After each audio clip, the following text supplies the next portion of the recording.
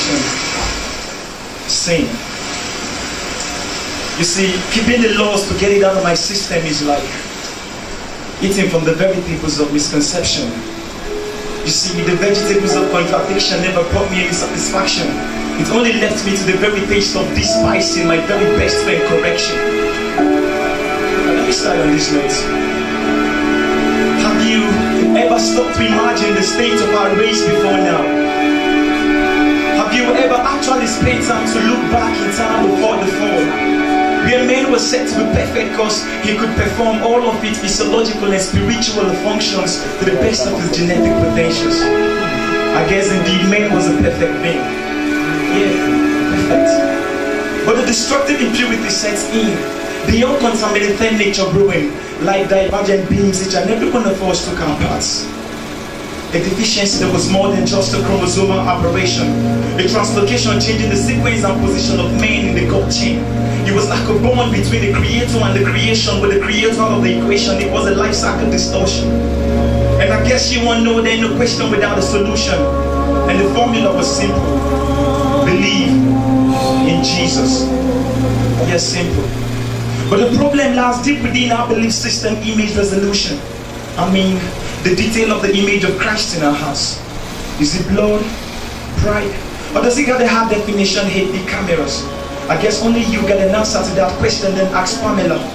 Because Pamela, she ain't got no access to these cameras. Only you do.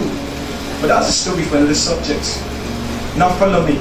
The sin problem through one man was the entrance and through one another was the exit. But what I can explain is why we choose to believe so much more in the former. The irony.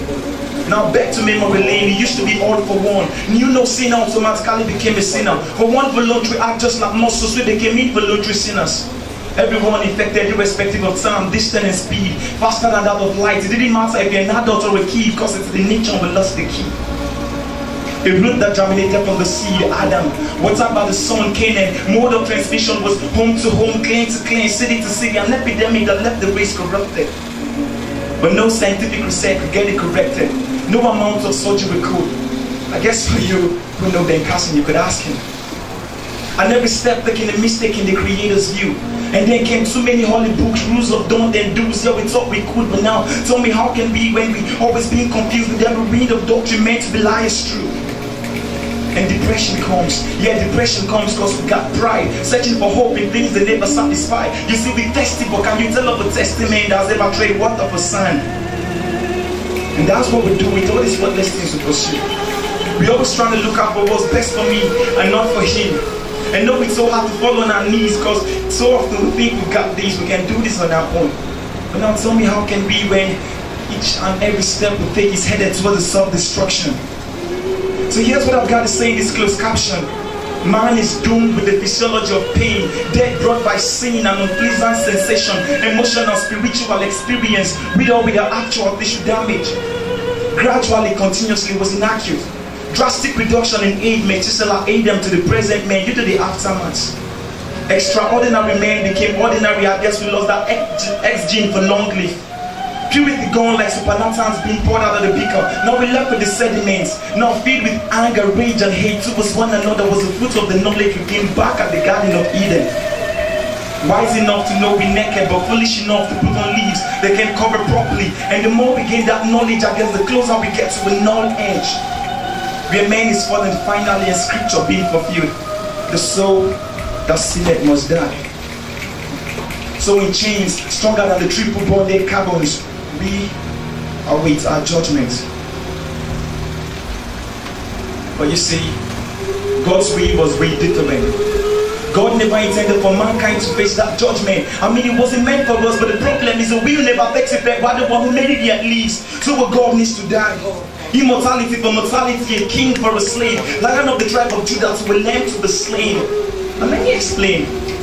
He came down from royalty and bore up my weaknesses. Took my place and all of my pains. He absorbed all of my sins. He was poured out like waters. No ligament left to hold his bones. His strength dried up as they pierced his hands, feet and his sides. Hanging on the cross, he cried out for help, but they pleased the Father to bruise the Son. Abandoned, neglected and rejected was the King of Heaven. Hence to the throne, Prince of Life. Living the life we could never live and dying the death undeserved. Paying the debt we could never pay, so we'd never have to leave our slaves. So I present to you the perfect sacrifice. In the words of propaganda, God, our sin, paying everyone's life. It is for this gospel that I stand as perfect and unashamed. Dead or living, the victory is assured. Though we are the perfect sacrifice, Jesus hung on the cross for my sake and for your sake. If we only can believe. So I was reborn with a new condition. Righteousness. I found my first love. Though she wasn't 18, but I guess she was definitely 18. She was so young, and me on the other hand wouldn't say some. We had this chemistry between us, but funny enough, our new leads were nothing about chemistry then. Like tender shoots out of dry ground, we grew up as perfect strangers to the world that we belong. And so we had to fit in, and so I started listening to slow music, and Shakespeare became my best movies. Wherever you were sure to find me, so I wouldn't mind if you called us lovebirds, because we were drawn together by every architect. Together months became weeks, days became hours, minutes became seconds. But when she's not here, it's the other way around. The irony how time becomes so slow that I wonder if the batteries are always there. You see, we were the true definition for perfection. But happily ever after was never the case like in the movies I watched. Because our own side of the story wouldn't end with the word perfect. Adding the prefix IN to perfect would have changed everything. And one day I woke up, all of this was gone. It was like a blow to my chest. I felt cold through my spine. I felt like a branch detached from its vine. I mean, it's so surprising how one moment she's your partner, the next moment your opponent. It's like switching from in between two words, just like the Matrix, 3 words. I loved you, but never retain 2 words. I loved you, 2 words, but I made a whole lot of difference to my existence, and I felt it, and so I left her. A month later, I'll be like, your critics, come on, I found peace. Only to realize that the peace I found was way less than the faith I had. And so on and on, I tend to look for joy and hope in just another relationship. But another relationship is like using temporary bandages to mend broken hearts. It's like spitting in the ocean. It never solves the equation, because I multiply love you doesn't equal I love you in return. At least not so far with me. Like eclipse, my emotions overshadow me, and I tend to contradict a lot of stuff my pain wrote. I couldn't recognize my own notes in the likes of everyone can write wherever the wish on the pages of my life, provided the back cover is still mine. Because you see, back cover has always defined what the book should look like. But recently I discovered an inscription other than mine, so I guess I lost that too. And oftentimes I thought to myself, of course you played your part, but maybe I wasn't much of a good player, maybe not good enough to take a trophy home. And finally, I realized that love was the slowest form of suicide that keeps you locked up from your true sides. But there's always one waiting to switch sides so close that I couldn't see, because probably I was myopical. Day after day, I pushed me to the extreme just to find solace and rest in place. But like lavas of volcanoes, every cardiac muscle surrounding this tender heart has been erupted by this cancer. And truly though, I never learned to take it slow. I often gave my all in the relationship, only to get nothing or less in return. I mean, I didn't need a needle to mend the broken hearts of the girls I fell in love with, but I never learned to mend mine. Something I would never try. And soon I became ashamed of the very foundations I built. I became tired of playing the rebound guy, and all I wanted was to take my shots. Didn't matter if I missed or not. So I, like you, started discarding girlfriends like they were some kind of old shoes. I was that kind of cold dude, no respect for the girls and what she been through. I was that champion who never let the stadium always win. And each game I'm done playing results show she loves me. So I like you, what you gonna do? So we could, huh? First of all, it's nothing serious. Second of all, she's just a victim of her circumstances. And third of all, though I was that cold, but I wasn't Steve Austin. But not long, my pastor they hunted me for a kill. I became ashamed of the very foundations I built, with the material made of pride, greed, rage, hate, pain mixed with guilt. And soon I became diagnosed of this disease. Loneliness, lying on my very sick bed of idleness, patiently awaiting my death. But you see, just that moment, true love found me. She reached out and pulled me out of my deathbed, whispered in my ears, I've searched for you my whole life. She held me closer than my ribs ever held my lungs. Her breath was mine and I like neutrons. She like electrons. Collided, we became an atom.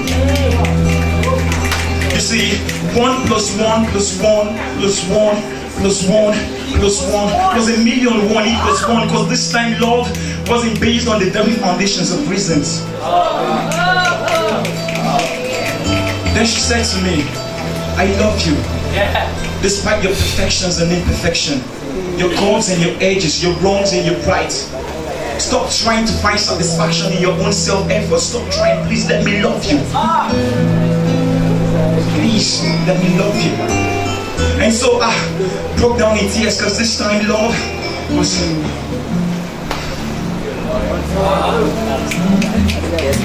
And so I broke down in tears because this time I didn't have to fix no puzzles. I didn't have to struggle because this time love was selfless, patient, kind, wasn't boastful, had no pride, had no records of the wrongs that I did. This time love protected me, trusted me, never neglected me. This time love actually waited for me, she persevered. And just then I realized this time love was Jesus. And if love is not inspired by Jesus, then I don't need it. You don't need it. And just then I didn't know how it happened.